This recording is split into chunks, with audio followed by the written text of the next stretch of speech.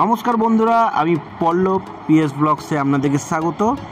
আজ শ্রাবণ মাসের প্রথম সপ্তাহের বৃহস্পতিবার আমি আমার বন্ধু, আমার বন্ধুর মিসেস এবং বন্ধুর মা চারজন মিলে তারকেশ্বরে বাবার মাথায় জল ঢালার জন্য সকালে রওনা দিয়েছি।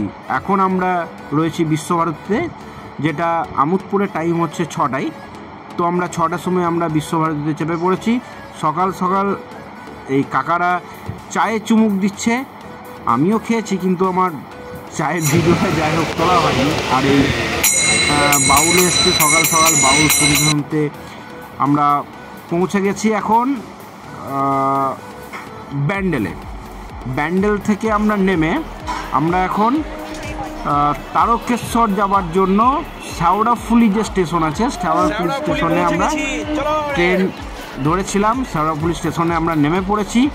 এখন এখানে দেখতে পাচ্ছি, আমরা ভেবেছি হয়তো বৃহস্পতিবার আমরাই কজন মাত্র থাকবো, কিন্তু না, দেখতে পাচ্ছি শেওড়াফুলিতে এখন অনেক অনেক বাবার ভক্ত।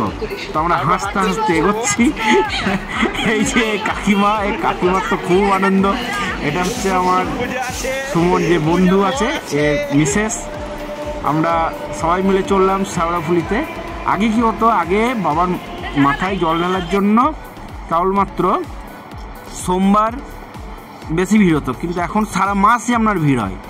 আর এখানে এখন আমরা শেওড়াফুলি ঘাটে চলে এসেছি।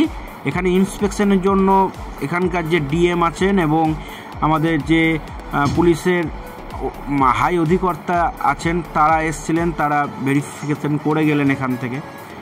তা আমাদের এখন চান টান সব হয়ে গেছে। এখন বাবার নাম করে তিলক পরে নিয়েছি।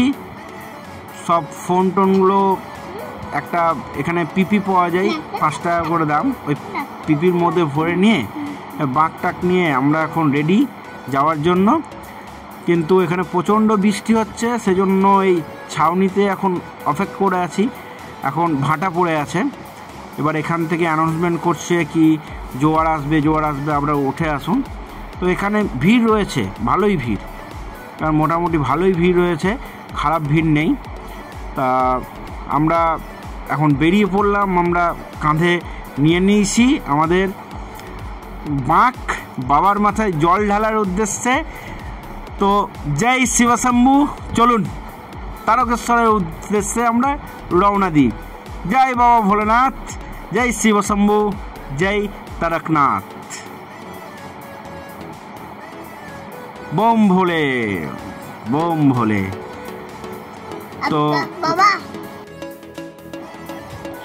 হাঁটতে হাঁটতে আমরা এখন ডাকাতকালীতে পৌঁছে গেছি। ডাকাতকালীর মাকে আপনারা একটু দর্শন করলেন। এখানে আমাদের জল ঢালা শেষ, একটু মাকে দর্শন করার জন্য আমরা এখানে দাঁড়িয়ে আছি। এই পাশেই আমরা ডাকাতকালীর মায়ের কাছে যে জলটা পৌঁছাবে, পাশেই চোঙ রয়েছে, চোঙের মধ্যে দিয়ে জল ঢেলে মায়ের কাছে ওই জলটা পৌঁছাচ্ছে। তো মায়ের যে রূপ দেখলে পরে মনোমুগ্ধকর ব্যাপার একটা।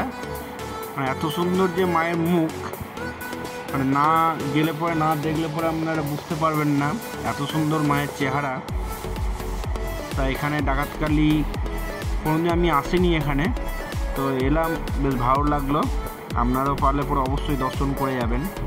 তো এখানে ডাকাতকালীতে আমাদের জল ঢালা হয়ে গেল। এবার আমরা এখান থেকে বেরিয়ে যাব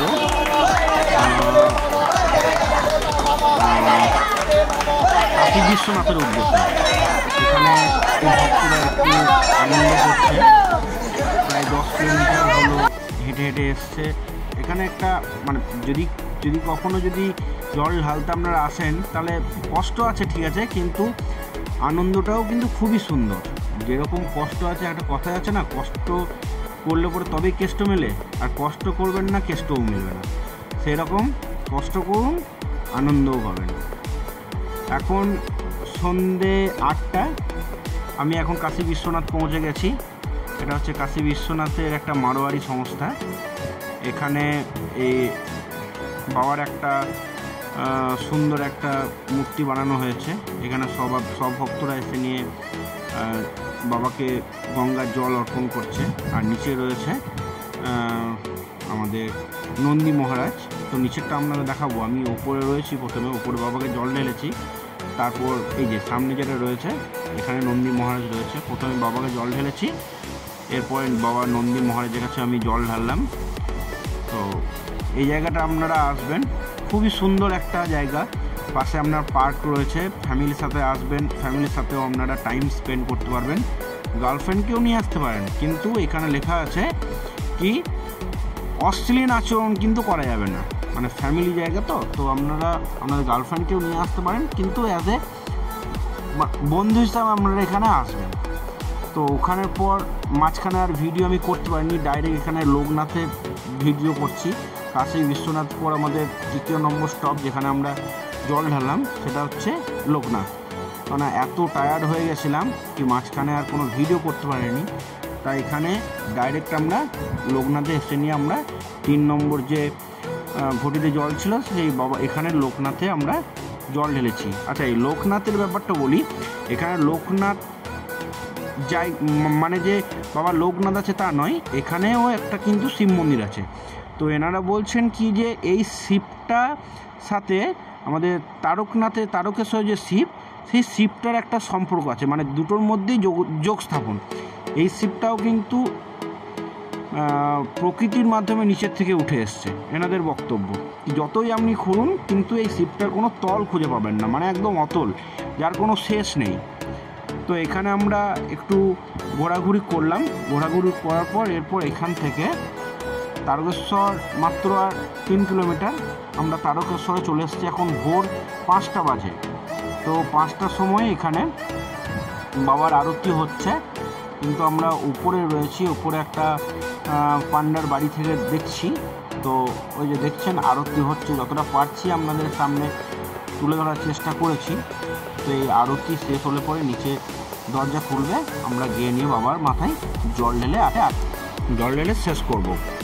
তো এখানে আমার ভিডিওটা শেষ করছি। যদি ভালো লেগে থাকে তাহলে অবশ্যই লাইক, শেয়ার, কমেন্ট করবেন, আর অবশ্যই যেন চেষ্টা করবেন কি সাবস্ক্রাইব করে দেবার। নতুন চ্যানেল, আপনাদের সাহায্য এবং সহযোগিতা ছাড়া আমি উঠতে পারবো না, বা আমি কিছুই নয়, সেই জন্য প্লিজ সাবস্ক্রাইব। Thank you.